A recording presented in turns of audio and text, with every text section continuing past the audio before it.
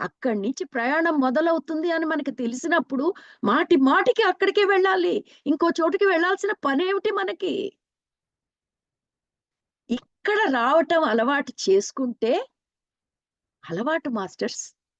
అన్నీ అలవాటే కదా! ఏవండీ కాఫీ లేకపోతే తల బద్దలైపోతుంది.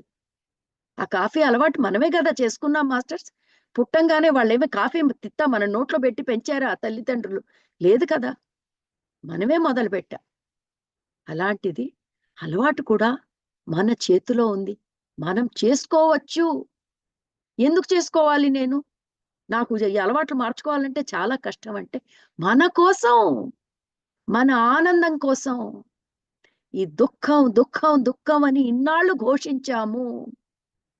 ఆ ఘోష పోవాలంటే, ఆ మాత్రం ప్రయత్నం మనం చెయ్యాలి మాస్టర్స్. ఈ హృదయ స్థానంలో